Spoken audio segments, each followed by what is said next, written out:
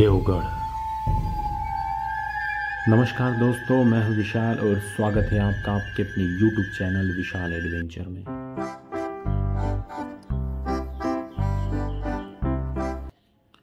सतपुड़ा, जिसकी सुरम्य वादियों में बसा एक ऐतिहासिक किला जो कि अपनी भौगोलिक और ऐतिहासिक दृष्टिकोण से महत्वपूर्ण स्थान रखता है।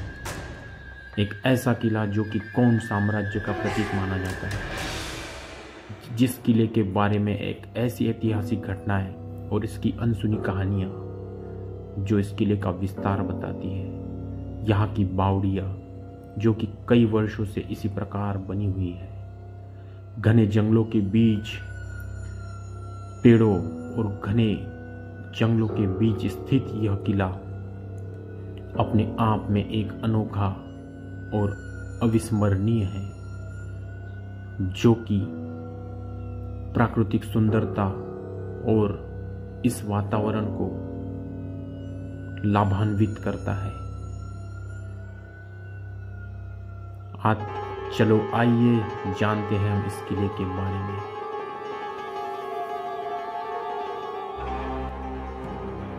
देवगढ़ किला जिला मुख्यालय छिंदवाड़ा से 42 किलोमीटर की दूरी पर विकास खंड मोहखेड़ के देवगढ़ ग्राम में 650 मीटर ऊंची एक पहाड़ी पर यह किला स्थित है,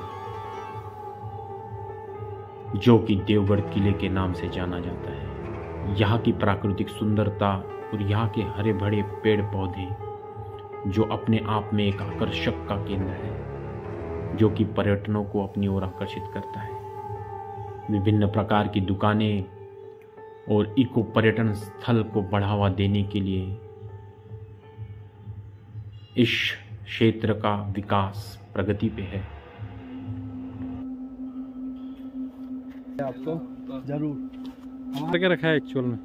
हाँ हाँ, लकी ठाकुर जी आपका चैनल का नाम है लकी ब्लॉग्स। यह किला 16वीं सदी में गोंड राजाओं द्वारा निर्मित माना जाता है। देवगढ़ का कोई प्रत्यक्ष लिखित इतिहास प्राप्त नहीं होता है, परंतु बादशाहनामा व अन्य मुगल साहित्य में देवगढ़ की चर्चा की गई है। अकबर के समय देवगढ़ पर जाटवा शाह राज्य करता था।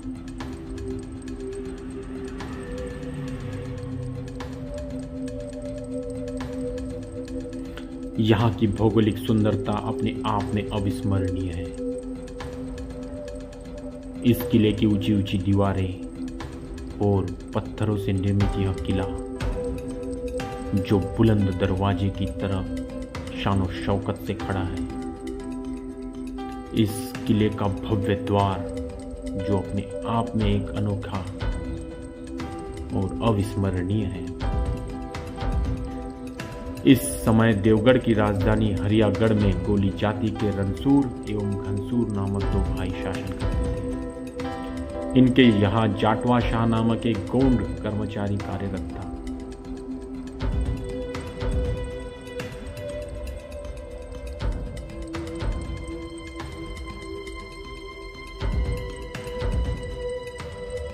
देवगढ़ किले का इतिहास, यह इसका भव्य प्रवेश द्वार जो भी जीर्णोद्धार कार्य प्रगति पर है। इसकी परंपरागत सीढ़ियां, भारतीय पुरातत्व सर्वेक्षण के अंतर्गत यह किला,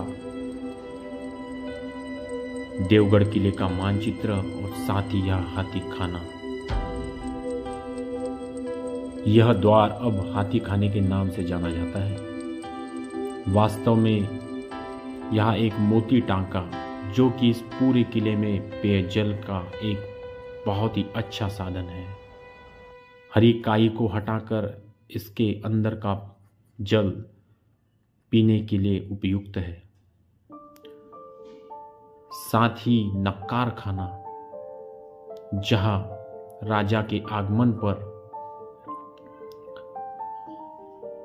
सूचना नक्कार खाने से नगाड़े बजाकर दी जाती थी। इसकी ऊंची छत किले के अंदर चारों ओर की चौकसी के लिए भी उपयुक्त थी।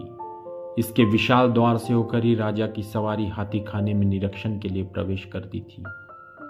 नक्कार खाने की बाहरी दीवारों को सुंदर अलंकारों से सजाया गया था। गुंबज की अंदरूनी छत पर एक लाल हरे रंग का ज्यामितीय आरेखन शोभा बढ़ाते थे, जिसके अवशेष आज भी विद्यमान है। नक्कार खाने के अंदर प्रथम तल पर दोनों ओर निर्मित मंच वासियों के लिए थे। ये वादक राजा के आगमन पर मधुर धुन बजाकर अभिनंदन करते थे। इस नक्कार खाने में आने के लिए एक मार्ग और नीचे उतरने के लिए एक दूसरा मार्ग भी यहाँ पे दिया गया है। इस किले की सुंदरता अपने आप में निराली है।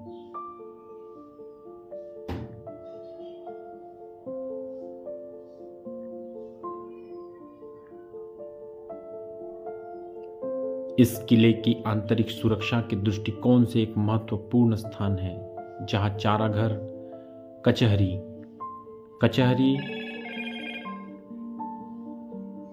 यह राजा का दरबार लगा करता था। मंच पर राजा एवं दरबारी बैठा करते थे और जनता मंच के सामने खड़ी होती थी। मंच की छत लकड़ी के सुंदर स्तंभों पर आधारित थी। राजा के बैठने के लिए मंच पर गादी बनी थी, जो उस समय सुंदर रत्नों और वस्त्रों से अलंकृत थी। किले की आंतरिक सुरक्षा अपने आप में निराली है। किले में निर्मित सभी द्वार किले के अंदरूनी सुरक्षा में महत्वपूर्ण भूमिका निभाते थे। यहाँ कुछ बावड़ियां है, जो कि दूसरी बावड़ी है जिसमें जल अभी नहीं है। साथ ही यहाँ के इस प्रकार के प्रत्येक द्वार को बंद कर दिए जाने पर क्षेत्र विशेष पूर्णतः सुरक्षित हो जाता था। इस प्रकार सुरक्षा कारणों से इस द्वार के साथ आम लोगों का प्रवेश प्रतिबंधित था, क्योंकि यहां से प्रवेश कर राजा की बैठक, खजाना, महल और हम्माम जैसे महत्वपूर्ण स्थानों तक पहुंचा जा सकता था। यह जो देख रहे अनोज की कोठिया है एवं गोदाम, जहां पे अनाज रखा जाता था, जो आज भी सुरक्षित है और अच्छी स्थिति में है। साथ ही इसकी कई दीवारें जो है ढह चुकी है और टूट चुकी है। इस किले की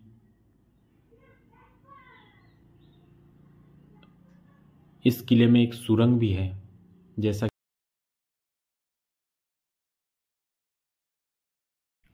इस किले को घूमते हुए मेरा परिचय श्री हरिओम चौरैया जी से हुआ, जो अपने विद्यार्थियों को शैक्षणिक भ्रमण के लिए यहाँ लाए थे। आइए इनसे वार्तालाप करते हैं। अच्छा।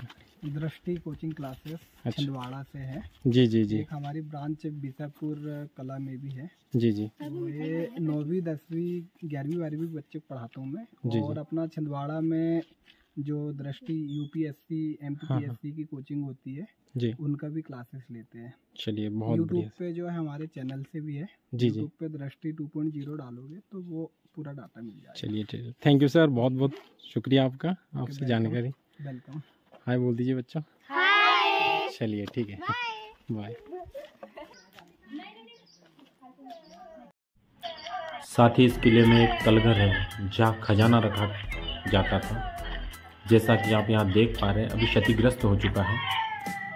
साथ ही यहाँ हम्माम है, जहाँ राजा एवं मंत्रियों की बैठक हुआ करती थी, जो आज दिखने में इस प्रकार से दिखाई देता है, थोड़ा क्षतिग्रस्त हो चुका है। साथ ही यहाँ पे इस किले का एक महत्वपूर्ण स्थान चंडिका माता मंदिर है, जो कि देवगढ़ किले का सबसे ऊंचा पॉइंट है, जहाँ पे इस किले की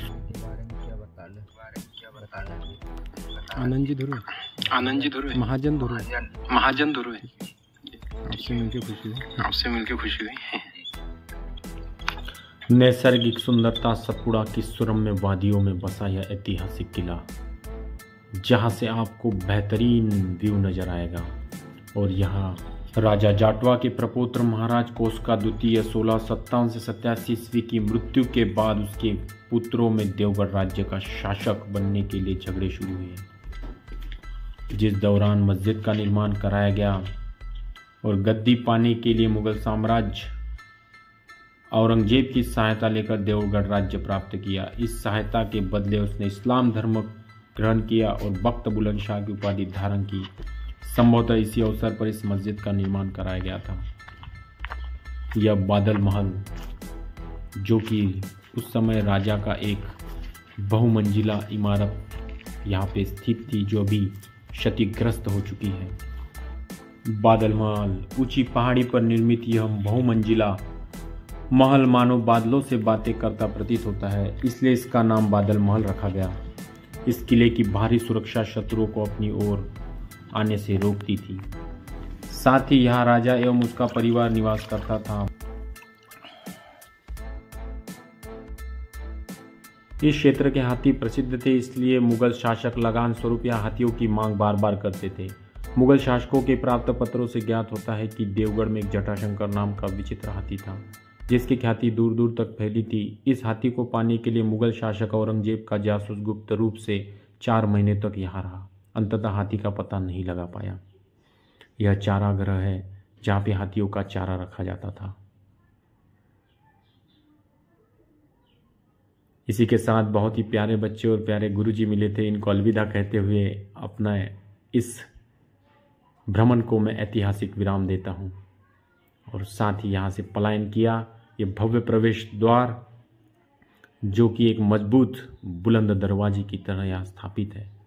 साथ ही इस किले के बाहर अलिया बलिया शाह की बावड़ी यहाँ मौजूद है, जिसका जीर्णोद्धार कराया गया है, जिसकी गहराई बहुत ही ज़्यादा अधिक है। इसकी गहराई जो है, इस की तली में पानी अभी भी मौजूद है, जिसकी गहराई कुल 52 फीट है। 52 फीट की गहराई में यह पानी अभी भी उपलब्ध है और स्वच्छ है। इस काई को हटाने के बाद यहाँ स्वच्छ पानी दिखाई देगा।